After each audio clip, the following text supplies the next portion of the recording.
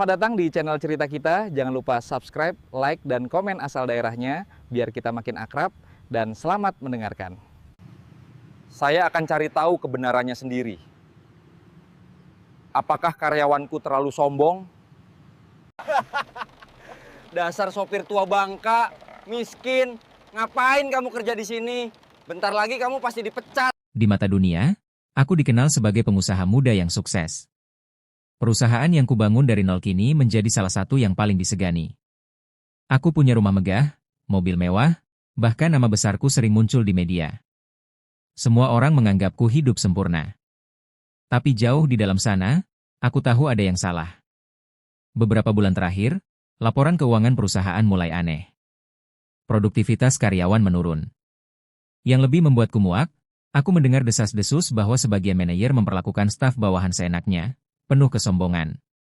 Aku tidak bisa hanya duduk di balik meja, melihat angka-angka di laporan. Aku butuh kebenaran. Dan untuk mendapatkannya, aku harus melepaskan segalanya. Jabatan, kekayaan, bahkan identitasku sendiri. Malam itu, aku berdiri di depan cermin kamar. Jas mahal yang selalu kupakai kuletakkan kembali ke lemari. Aku tatap wajahku sendiri, lalu berbisik pelan, mulai besok, bukan lagi Arga Pratama sang bos besar. Aku hanya Doni, seorang supir. Hari pertama menyamar terasa begitu asing. Kemeja putihku kuganti dengan seragam supir. Mobil sportku tergantikan dengan minibus perusahaan. Aku duduk di kursi pengemudi, menunduk rendah, mencoba menyembunyikan aura yang biasanya membuat orang segan. Supir baru ya? Seorang staf resepsionis menatapku sambil menahan tawa. Aku tersenyum tipis. Iya, saya Doni. Dia mendengus kecil, lalu melirik temannya. Lihat tuh, supirnya polos banget. Entah betah berapa lama. Mereka tertawa keras. Dadaku panas, tapi aku hanya menarik napas panjang. Sabar, Arga. Kau di sini bukan untuk marah, tapi untuk melihat wajah asli mereka. Siang hari, aku diminta menjemput seorang manajer di bandara. Sepanjang perjalanan, dia bicara lewat telepon dengan suara keras, penuh kesombongan.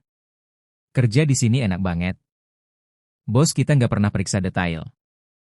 Mau pakai uang perusahaan juga gampang. Haha. Asal pintar ngomong aja. Aman, katanya sambil tertawa terbahak. Tanganku mengepal di balik setir.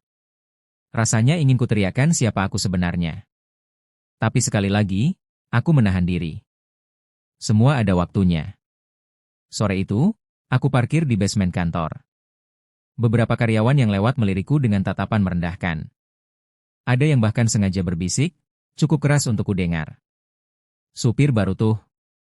Gajinya paling cuma cukup buat makan. Kasian ya, hidupnya segitu doang. Aku tersenyum kecut. Kalau saja mereka tahu, supir yang mereka hina ini adalah orang yang membayar gaji mereka setiap bulan. Namun, di antara tatapan merendahkan itu, ada satu sosok berbeda. Seorang pegawai administrasi bernama Naila menghampiriku.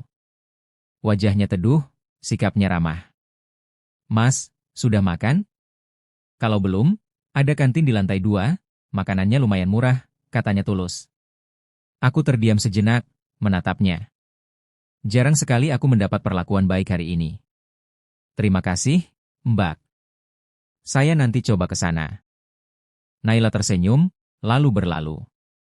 Untuk pertama kalinya hari itu, hatiku terasa hangat.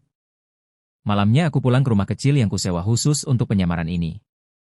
Aku duduk di kursi reot, membuka catatan kecil, menulis satu kalimat. Hari pertama jadi supir. Dunia benar-benar berubah. Aku bukan lagi raja di atas, aku hanyalah orang kecil yang mereka injak. Tapi aku tahu, semua topeng itu akan segera jatuh. Tunggu waktunya. Hari kedua aku menyamar. Pagi-pagi aku sudah duduk di kursi pengemudi dengan seragam kusam ini. Aku menatap tanganku sendiri yang terbiasa memegang pena mahal dan tanda tangan kontrak besar, kini memegang setir tua yang sudah penuh goresan. Perasaan asing masih menguasai diriku. Hari ini lebih berat. Kalau kemarin aku masih bisa menahan diri dengan mudah, kali ini, tatapan mereka membuatku benar-benar goyah. Aku berjalan di lorong kantor, membawa termoskopi kecil, mencoba menunduk rendah agar tidak menimbulkan perhatian. Tapi ternyata, semakin rendah aku menunduk, semakin tinggi kesombongan mereka menusukku. Aku bisa merasakan mata-mata yang menatapku seolah aku hanya debu yang menempel di dinding. Tatapan itu menusuk lebih tajam daripada pisau. Ada rasa getir di tenggorokanku, rasa sakit yang tidak bisa aku keluarkan dalam bentuk kata. Sepanjang hari, aku mengantar jemput beberapa orang. Mereka duduk di bangku belakang, tak pernah menganggapku ada. Aku hanyalah kursi tambahan yang bisa dipakai kapan saja. Aku hanyalah roda yang harus berputar tanpa henti agar mereka bisa sampai ke tujuan. Di dalam hati, aku bertanya, inilah wajah asli manusia? Ketika seseorang berada di bawah, ia dianggap bukan siapa-siapa. Semua prestasiku, semua perjuanganku, semua yang kubangun, lenyap begitu saja hanya karena aku mengenakan seragam berbeda. Yang paling menyakitkan bukanlah hinaan yang diucapkan. Yang paling menyakitkan adalah kesombongan yang disembunyikan dalam senyum tipis, dalam cara mereka menoleh setengah hati, dalam cara mereka melangkah seolah aku tidak ada. Aku menahan semua itu. Aku menuliskannya di dalam kepalaku, satu demi satu. Nama-nama, wajah-wajah, tingkah laku. Aku menghafalnya. Karena suatu hari nanti, semua akan kubalas dengan cara yang tidak pernah mereka bayangkan. Saat matahari mulai tenggelam, aku duduk sendiri di parkiran basement. Mobil-mobil mewah karyawan lain satu persatu meninggalkan gedung, tapi aku masih duduk diam, menatap setir di depanku. Aku merasa seperti benda mati. Namun, di tengah semua kehinaan itu, ada secercah rasa syukur. Aku menyadari betapa berharganya hidup sederhana. Makan siang seadanya, tempat duduk sempit di kantin, tawa kecil anak-anak pekerja rendahan, semua itu nyata. Tidak ada kepalsuan di sana. Hari kedua ini mengajarkanku satu hal. Ketika aku berada di atas, aku buta. Aku tidak pernah benar-benar melihat. Dan kini, ketika aku turun ke bawah, aku bisa melihat segalanya dengan jelas. Kesombongan, kepura-puraan, dan kebusukan, semua tanpa topeng. Aku pulang malam itu dengan hati yang hancur, tapi tekad yang semakin kuat. Aku berbisik dalam hati, bertahanlah, sebentar lagi semua akan berubah. Itulah bisikan yang kubawa pulang malam itu. Tetapi semakin aku mencoba bertahan, semakin banyak luka yang kutelan sendiri. Hari ketiga penyamaran ini terasa jauh lebih pahit daripada sebelumnya. Aku masih mengenakan seragam supir yang sama, duduk di balik setir yang sama, tapi rasanya tubuhku semakin kecil di mata mereka. Aku tahu aku bukan supir sungguhan, tapi entah kenapa perlakuan mereka membuatku benar-benar merasa hina. Hari ini aku menjemput beberapa staf kantor keperluan luar. Mereka masuk ke mobil dengan wajah penuh angkuh, seolah aku hanyalah pintu otomatis yang harus terbuka untuk mereka. Tidak ada ucapan terima kasih, tidak ada sekadar senyum. Hanya tatapan dingin, tatapan yang seakan berkata, kau hanyalah roda, bukan manusia. Setiap kilometer yang kulalui, setiap tikungan jalan, ada rasa sesak di dada. Aku ingin sekali menoleh ke kursi belakang dan berteriak keras, aku yang membayar gaji kalian. Aku yang membangun perusahaan ini dengan darah dan air mata. Tapi aku diam. Aku harus diam. Karena kalau aku bicara, semua penyamaran ini akan runtuh begitu saja. Dan di saat aku berusaha menelan semua sakit itu, aku justru melihat sisi lain yang lebih busuk, kesombongan yang meluap-luap ketika mereka merasa tidak diawasi. Mereka memamerkan uang, bercanda tentang bagaimana mudahnya mereka memanfaatkan jabatan, bahkan dengan bangga meremehkan orang-orang kecil yang bekerja keras setiap hari. Aku menahan napas panjang. Rasanya dadaku mau pecah. Aku menunduk lebih dalam, menekan perasaan marah yang semakin menggila. Aku tahu, semua ini akan kucatat. Semua akan kubongkar pada waktunya. Malamnya, aku duduk di kamar sempit kontrakan ini, menatap dinding kusam yang retak di beberapa sudut. Sunyi menyelimuti ruang kecil ini. Dan di dalam kesunyian itu, aku merasakan sesuatu yang aneh, campuran antara sakit, kecewa, tapi juga kekuatan baru. Aku sadar, setiap hinaan yang mereka lemparkan padaku bukan membuatku hancur, justru membuatku semakin kokoh. Mereka tidak tahu bahwa di balik seragam kusam ini, ada badai yang sedang bersiap. Aku menutup mata, dan sebelum tidur, aku berjanji pada diriku sendiri. Jika hari ini mereka menertawakan aku, maka suatu hari nanti, aku akan berdiri di depan mereka, dan melihat mereka menangis di hadapanku. Sumpah itu terus terngiang di kepalaku sepanjang hari keempat ini. Dan seolah takdir sengaja menguji kesabaranku, hari ini menjadi hari di mana aku benar-benar hampir kehilangan kendali. Sejak pagi, aku sudah disambut dengan tawa ejekan. Di lobi kantor, aku berdiri menunggu, sementara sekelompok karyawan berjalan melewatiku dengan suara keras yang sengaja mereka tinggikan. Aku mendengar jelas kata-kata mereka, tentang sepatu murah yang kupakai, tentang wajahku yang terlihat lelah, tentang bagaimana supir seperti aku tak pantas bermimpi lebih dari sekadar jalanan berdebu.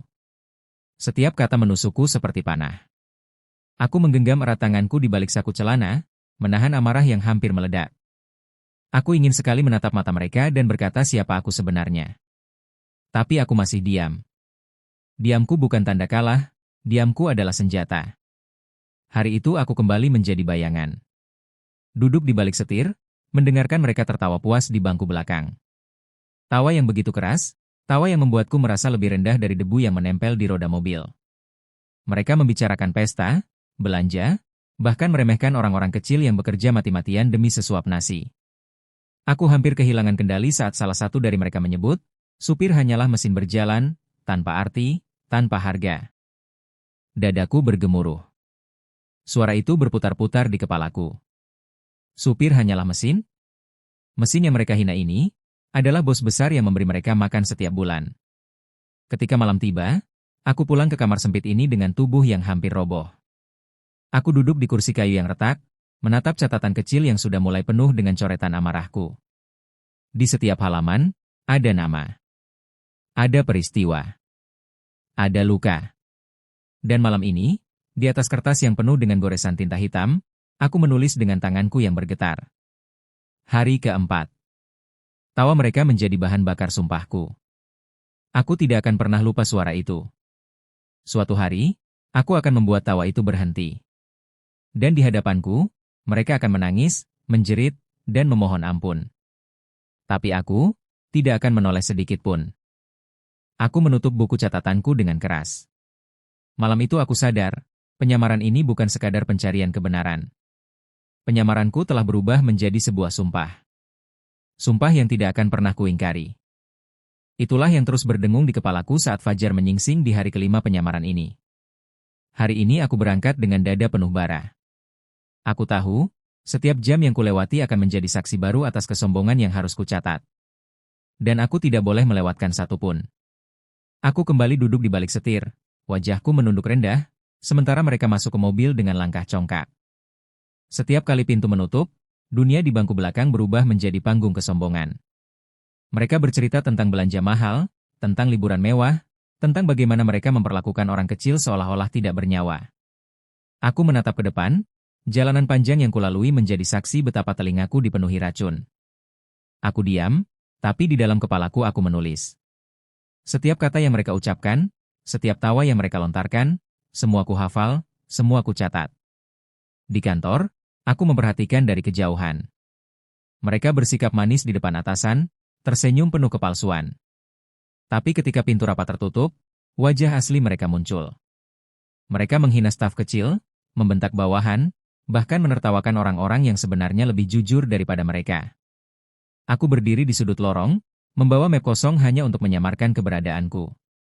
Dari sana, aku mendengar segalanya. Dan saat itu juga aku sadar, topeng mereka hanyalah kain tipis yang akan koyak pada waktunya. Malamnya, di kamar kontrakan yang pengap, aku membuka buku catatan yang sudah mulai lusuh. Aku menuliskan dengan tinta yang hampir habis. Hari kelima. Kesombongan mereka semakin menjadi-jadi. Aku melihat dengan mata kepalaku sendiri, manusia yang pernah kupercaya berubah jadi serigala. Mereka menganggap dunia milik mereka, dan aku hanyalah supir hina. Tapi satu hal yang mereka tidak tahu, buku ini adalah catatan dendamku. Dan setiap nama yang kutulis, kelak akan berlutut di hadapanku. Tanganku bergetar, tapi bukan karena lelah. Melainkan karena api yang semakin membesar di dalam dadaku. Api yang akan membakar semua kepalsuan itu habis-habisan. Aku menutup buku itu perlahan, lalu menatap langit-langit kamar yang retak. Hari-hari berikutnya mungkin akan lebih pahit, tapi aku tidak gentar. Karena aku tahu, semakin banyak luka yang kutelan, semakin manis nanti tawa kemenanganku. Tapi di hari ke-6 ini, Tuhan seakan ingin menguji hatiku dengan cara lain. Di tengah lautan kesombongan, aku bertemu satu wajah yang berbeda. Pagi itu, aku berdiri di parkiran, seperti biasa. Seragam lusuh ini masih melekat, tubuhku masih menunduk rendah. Karyawan lain lewat begitu saja, sebagian menatap dengan sinis, sebagian bahkan tak peduli sama sekali. Aku sudah terbiasa dengan tatapan itu. Namun, tiba-tiba ada satu sosok yang berhenti. Ia menatapku, bukan dengan rasa jijik, bukan dengan meremehkan, melainkan dengan sesuatu yang sudah lama hilang dari hidupku, rasa hormat. Ia tersenyum kecil, lalu mengangguk seolah mengakui keberadaanku. Senyum itu sederhana, tapi entah kenapa, hatiku terasa diguncang hebat. Sepanjang hari, aku memperhatikan diam-diam. Ternyata dia berbeda. Saat yang lain membentak, dia menolong. Saat yang lain menghina, dia merendahkan hati. Bahkan ketika orang kecil di kantor diabaikan, dia hadir dengan tangan terbuka. Aku terdiam lama di balik setir sore itu. Untuk pertama kalinya, aku merasa, tidak semua manusia busuk. Tidak semua karyawan di bawah naunganku berubah jadi serigala. Masih ada yang punya hati. Masih ada yang tidak buta oleh jabatan. Malamnya, di kamar kontrakan pengap ini, aku menatap buku catatan dendamku. Tanganku hampir menuliskan namanya, tapi aku berhenti. Tidak. Dia berbeda. Dia tidak pantas masuk daftar hitamku. Dia bukan bagian dari kebusukan yang kutemukan. Lalu aku menulis sebuah kalimat baru, untuk pertama kalinya bukan penuh amarah. Hari ke-6. Di tengah kegelapan, aku melihat secercah cahaya. Seseorang yang tidak ikut tertawa, tidak ikut meremehkan. Mungkin dia alasan kenapa aku harus tetap percaya, bahwa tidak semua manusia layak ku benci. Mataku panas, entah karena marah, lelah, atau tersentuh. Untuk pertama kalinya sejak penyamaran ini dimulai, aku merasa tidak sepenuhnya sendirian. Namun, di balik itu semua, sumpahku tetap tak berubah. Cahaya itu mungkin menenangkanku, tapi kegelapan dendamku masih lebih besar, lebih kuat, dan terus membara. Dan anehnya, justru karena ada secercah cahaya itu, luka di dadaku terasa jauh lebih dalam. Setiap kali aku melihat kebaikan kecil yang ia lakukan, hatiku bertanya, mengapa hanya dia yang berbeda? Mengapa hanya satu orang yang masih punya hati, sementara yang lain begitu busuk? Hari ke-7 ini terasa seperti pertempuran batin. Di satu sisi, aku mulai percaya bahwa tidak semua orang sama. Tapi di sisi lain, aku semakin membenci kesombongan yang terus dipertontonkan oleh karyawan lain. Mereka semakin menjadi-jadi, seolah aku benar-benar hanyalah benda mati. Aku ingat, siang itu, salah seorang manajer membentakku hanya karena aku terlambat membuka pintu mobil 2 detik. 2 detik. Hanya itu. Suaranya keras, penuh hinaan, sementara yang lain tertawa puas menyaksikan aku dipermalukan. Aku menunduk, diam, padahal di dalam kepalaku aku berteriak. Tertawalah sekarang, karena suatu hari nanti mulut kalian tidak akan sanggup mengeluarkan suara sedikit pun. Dan di tengah semua itu, aku melihat sosok yang berbeda tadi. Dia berdiri agak jauh, matanya menatapku dengan iba. Tidak ada tawa di wajahnya, tidak ada ejekan. Hanya diam, seolah ingin berkata, aku tahu kamu sedang menahan sakit. Tatapan itu membuat dadaku bergetar.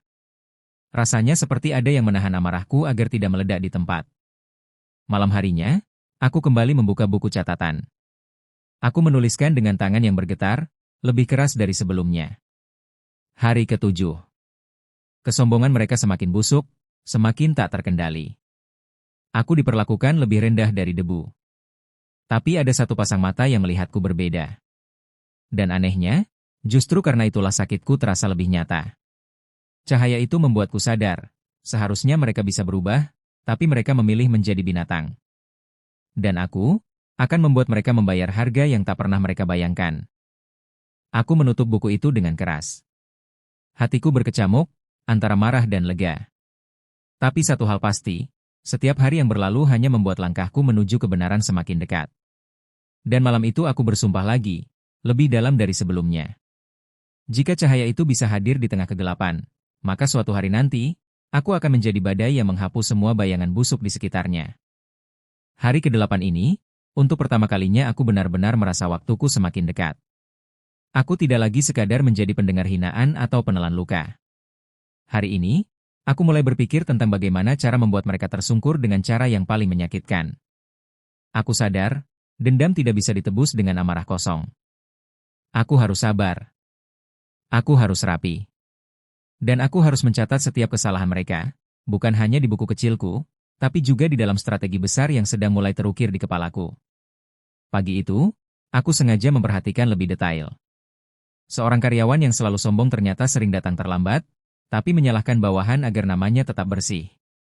Seorang lainnya dengan congkak memanfaatkan fasilitas kantor untuk kepentingan pribadinya. Ada pula yang tega mengambil hasil kerja orang lain dan menjadikannya milik sendiri.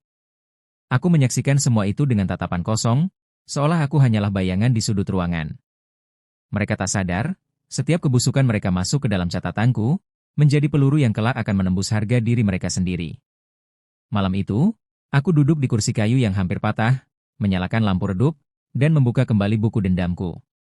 Dengan tinta yang mulai menipis, aku menuliskan. Hari ke-8. Aku tidak lagi hanya mencatat luka, aku mulai mengukir strategi. Setiap kesombongan yang mereka pamerkan, setiap kebusukan yang mereka sembunyikan, kelak akan kubalik menjadi pedang yang menghunus mereka sendiri. Mereka menganggap aku supir hina. Biarlah. Karena justru di balik kehinaan inilah aku mengawasi, mencatat, dan menunggu waktu untuk menusuk balik. Aku menutup buku itu dengan senyum tipis di wajahku. Untuk pertama kalinya sejak penyamaran ini dimulai, aku tidak hanya marah. Aku merasa berkuasa. Ya, aku yang terlihat paling rendah di mata mereka, justru akan menjadi tangan yang menjatuhkan mereka dari singgasana kesombongan. Dan ketika saat itu tiba, tidak akan ada satupun yang bisa lolos dari badai yang telah lama kupendam. Hari ke-9 terasa berbeda.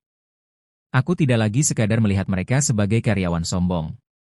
Di mataku sekarang, mereka adalah teka-teki yang harus kupecahkan, satu persatu, sampai kutemukan kelemahan terdalam mereka. Aku mulai memperhatikan dengan lebih tajam. Setiap langkah, setiap ucapan, setiap kebiasaan kecil mereka menjadi penting bagiku. Aku seperti bayangan yang tak terlihat, mengintai dari balik kaca spion, dari sudut lorong kantor, dari kursi supir yang mereka pandang hina. Dan aku menemukan sesuatu yang menarik. Di balik kesombongan mereka, tersimpan banyak rahasia busuk.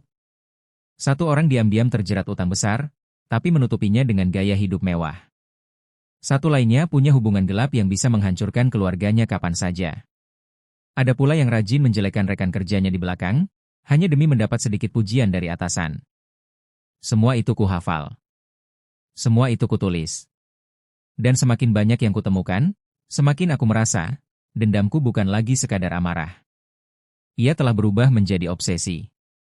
Obsesiku untuk melihat mereka hancur dengan cara paling pelan, paling menyakitkan, dan paling memalukan. Malam ini, di kamar kontrakan pengap yang semakin terasa seperti ruang perangku, aku membuka buku itu lagi. Halaman-halamannya kini penuh dengan catatan kecil, coretan, bahkan sketsa aneh dari pikiranku yang penuh rencana. Aku menuliskan dengan tegas. Hari ke-9. Aku tidak lagi sekadar menunggu. Aku sedang mengukir jalan kehancuran mereka. Rahasia mereka kini ada di tanganku. Dan aku tahu, waktu akan berpihak padaku. Mereka mengira aku tak berarti, tapi justru dari balik kehinaan inilah, aku akan menyalakan api yang akan membakar seluruh kebusukan mereka. Aku meletakkan pena, lalu menatap langit-langit kamar dengan dada bergetar. Rasa marah dan puas bercampur jadi satu, seperti racun yang semakin menguasai darahku. Aku tersenyum tipis. Senyum yang bahkan tidak lagi terlihat seperti milikku sendiri. Karena kini aku bukan hanya seorang pengusaha kaya yang menyamar. Aku adalah obsesi itu sendiri. Dan besok, aku akan menggali lebih dalam lagi, sampai semua topeng mereka hancur berantakan. Hari ke-10 ini, aku memutuskan untuk tidak hanya diam dan mencatat. Aku ingin mulai menguji. Aku ingin tahu, seberapa dalam kesombongan dan kebusukan mereka sebenarnya. Pagi itu, aku sengaja membuat skenario kecil. Aku menjatuhkan dompet usang di kursi belakang mobil, dompet yang sengaja sudah kuisi dengan uang lusuh, bukan jumlah besar, hanya cukup untuk memancing hati yang tamak. Lalu aku menunggu siapa yang akan menemukannya. Tak butuh waktu lama. Salah satu karyawan naik ke mobil, matanya langsung menangkap dompet itu. Aku melihatnya lewat kaca spion kecil. Tangannya ragu sebentar, lalu cepat-cepat mengambil dompet itu dan menyelipkannya ke saku jas, seolah tidak ada yang melihat. Dia bahkan menoleh ke arahku sebentar, tapi wajahnya dingin, seakan aku hanyalah dinding bisu. Aku menahan tawa getir. Mereka pikir aku tak melihat. Mereka pikir aku hanyalah supir bodoh yang buta. Padahal, setiap detik terekam jelas di mataku. Sepanjang perjalanan, karyawan itu duduk dengan wajah tenang, berbicara angkuh lewat telepon, tapi aku tahu rahasianya sudah kupegang. Aku tahu betapa mudahnya kesombongan berubah jadi pencurian ketika ada kesempatan. Malam itu, di kamar sempitku, aku menuliskan dengan tinta yang semakin menekan kertas.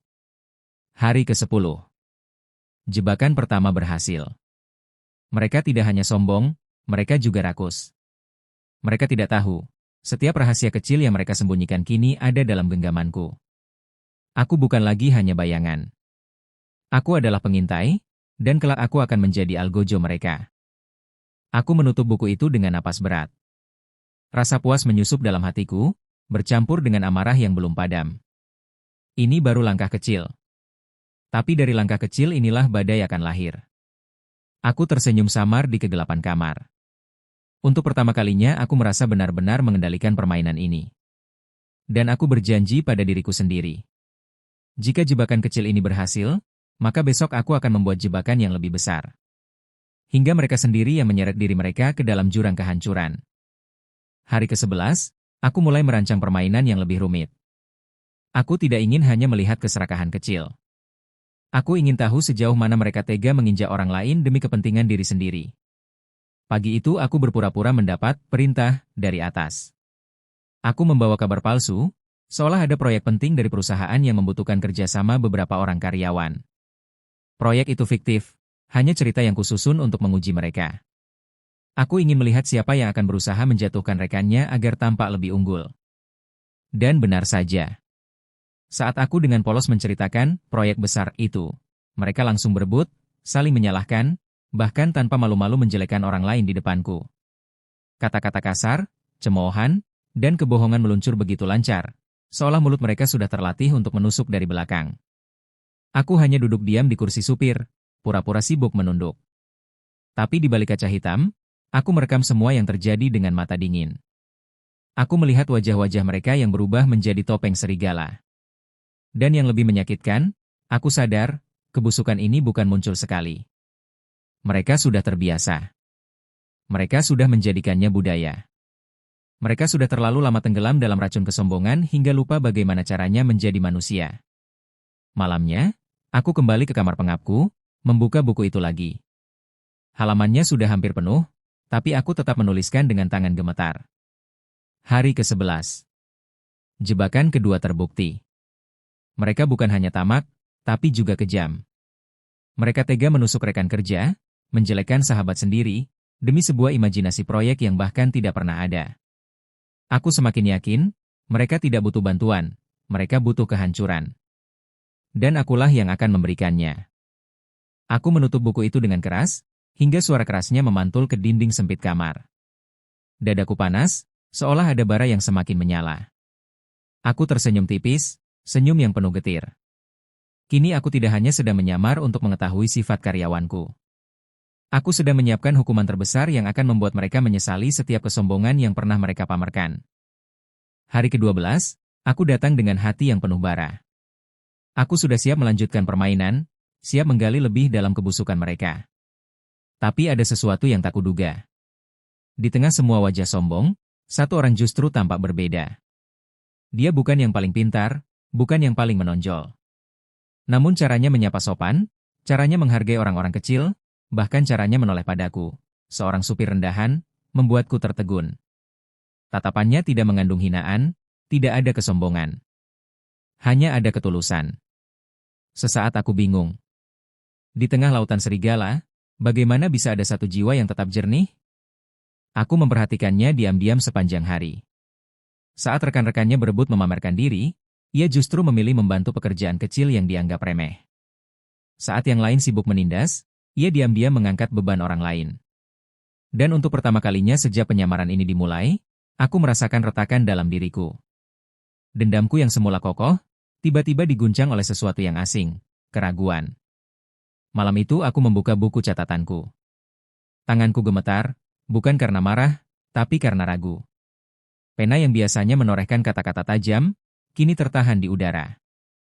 Hari ke-12. Bara dendamku nyaris tak tergoyahkan.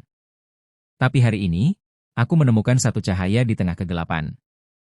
Seseorang yang berbeda, seseorang yang tidak seharusnya ikut hancur bersama yang lain. Aku benci mengakuinya, tapi tatapannya membuatku gentar. Seolah dia sedang berkata, tidak semua orang seburuk yang kau pikirkan.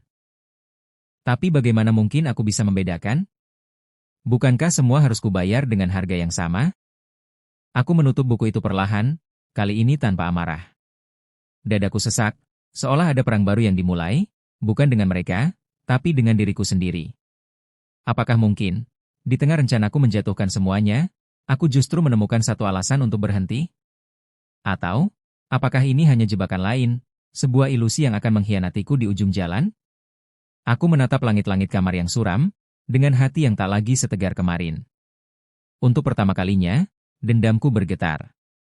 Hari ke-13, aku bangun dengan dada yang berat. Semua rencana sudah tersusun, semua jebakan siap kugelar, tapi pikiranku terus diganggu oleh sosok itu. Orang yang tatapannya penuh ketulusan, yang seolah-olah menjadi retakan pertama dalam benteng dendamku.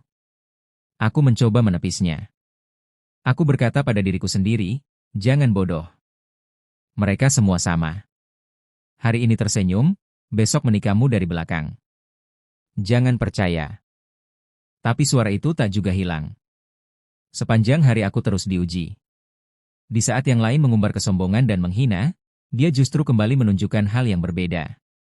Dia menolong seorang staf kecil yang dijadikan bahan ejekan, dia bahkan sempat menawarkan segelas air padaku saat aku kelelahan menunggu. Perhatian sederhana itu, sesuatu yang tidak pernah kudapatkan dari mereka yang lain, justru membuat hatiku semakin kacau. Aku ingin tetap keras. Aku ingin berkata bahwa semua ini hanya kebetulan. Tapi semakin aku mencoba menolak, semakin kuat pula rasa itu mencengkram. Malamnya, di kamar kontrakan pengap, aku menatap buku catatanku dengan kebingungan. Tanganku bergetar ketika menulis. Hari ke-13.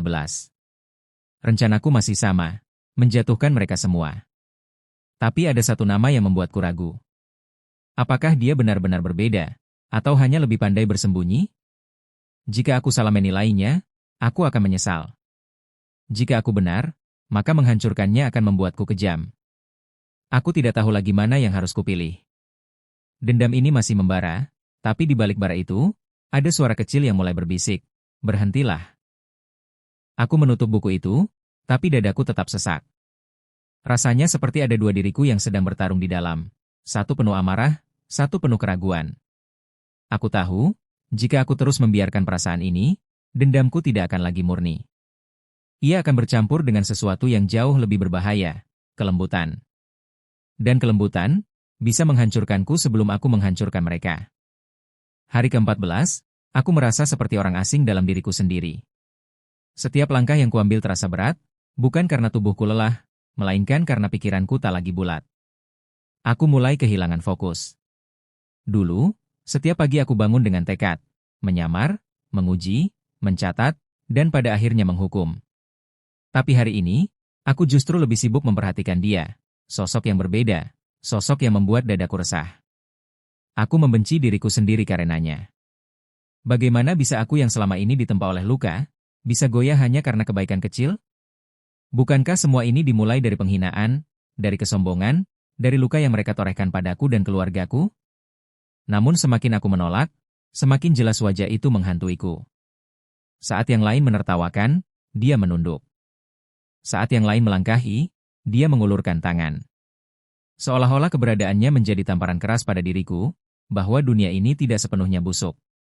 Malam itu, aku membuka catatanku dengan tangan gemetar. Aku menulis dengan tinta yang hampir robek menembus kertas. Hari ke-14. Aku tidak lagi yakin siapa musuhku. Aku tidak lagi tahu siapa yang pantas dihancurkan. Dendamku masih ada, tapi kini ia bercampur dengan rasa takut. Takut jika aku salah. Takut jika aku justru menghancurkan satu-satunya orang yang masih murni. Luka lamaku mendorongku untuk terus maju, tapi sosok itu membuatku bertanya, apakah dendamku hanya akan menambah luka baru? Aku menutup buku itu keras-keras, tapi kali ini air mataku jatuh, sesuatu yang tak pernah terjadi sejak awal penyamaran ini.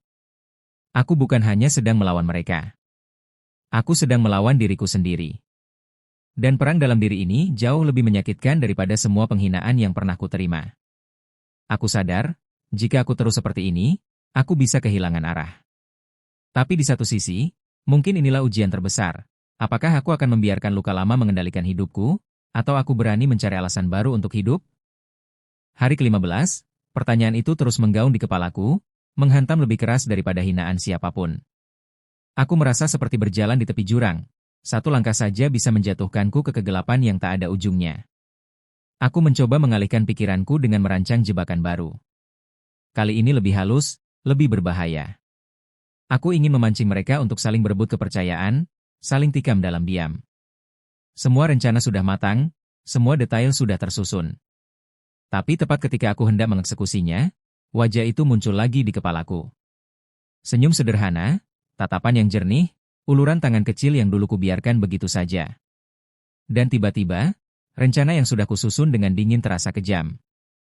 Terlalu kejam. Aku hampir saja menjatuhkan orang yang tidak bersalah bersama kawanan serigala itu. Tanganku bergetar. Kakiku kaku.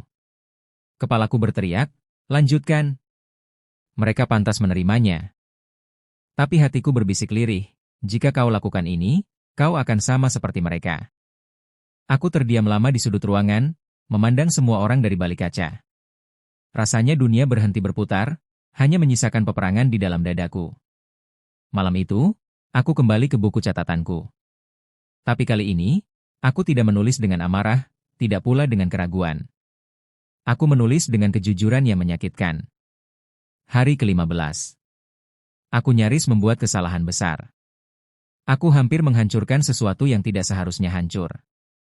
Dendamku membuatku buta, tapi hatiku menjerit, menolak. Jika aku terus seperti ini, aku bukan lagi hakim bagi mereka. Aku hanya menjadi algojo yang membabi buta. Dan itu, bukan tujuan awal penyamaran ini. Aku menutup buku itu perlahan, lalu memandang ke langit-langit kamar gelapku. Untuk pertama kalinya, aku merasa takut, bukan pada mereka, tapi pada diriku sendiri. Aku sadar, jika aku terus membiarkan dendam memimpin, suatu saat aku akan kehilangan arah sepenuhnya. Dan ketika saat itu tiba, mungkin bukan hanya mereka yang akan hancur, tapi juga aku. Hari ke-16, aku berusaha menahan diri. Aku mencoba menutup telinga dari suara dendam, mencoba menutup mata dari setiap hinaan yang bertebaran di sekitarku. Aku berkata pada diriku, tenanglah. Jangan terburu-buru.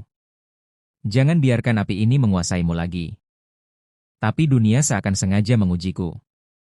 Hari itu, aku menyaksikan sesuatu yang membuat darahku kembali mendidih. Mereka, orang-orang yang selama ini bersembunyi di balik topeng manis, mempermalukan seorang karyawan kecil di depan banyak orang.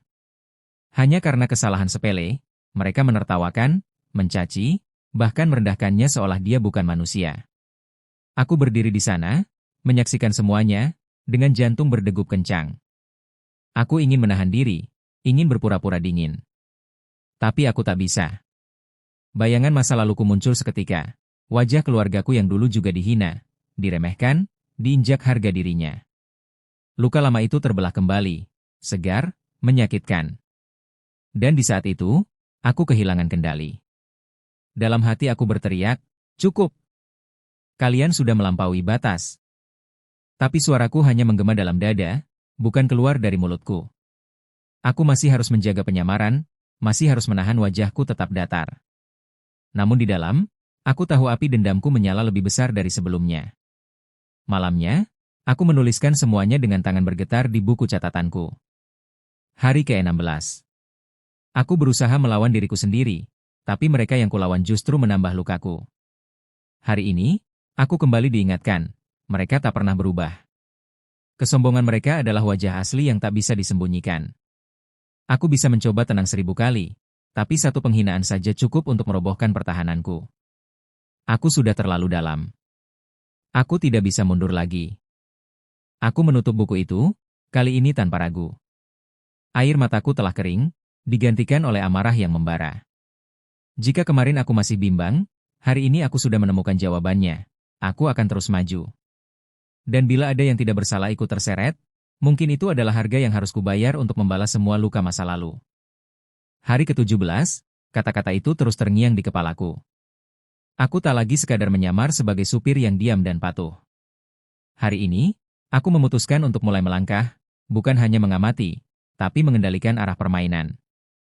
Aku menyalakan api kecil, Sebuah jebakan sederhana.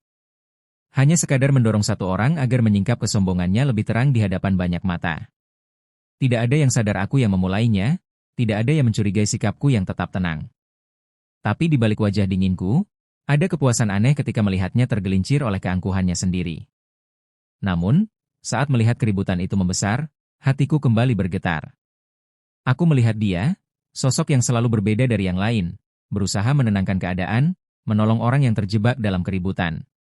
Wajahnya penuh cemas, penuh ketulusan, dan seketika aku merasakan luka lain yang lebih dalam. Luka karena sadar bahwa tindakanku juga melukai dia. Aku menggenggam erat setir mobil tua yang menjadi samarku. Keringat dingin mengalir di pelipis, bukan karena takut terbongkar, tapi karena aku sadar aku sedang menyalakan api yang bisa membakar siapa saja, bahkan orang yang tak seharusnya ikut terbakar. Malam itu, aku kembali ke catatanku. Dengan tinta yang patah-patah karena tekanan tanganku, aku menulis. Hari ke-17. Aku akhirnya melangkah. Api kecil telah kutialakan, dan mereka mulai saling memangsa. Tapi aku juga melihat sesuatu yang membuatku bimbang lagi. Wajah itu, sosok itu, yang tidak pantas menerima luka dari rencanaku.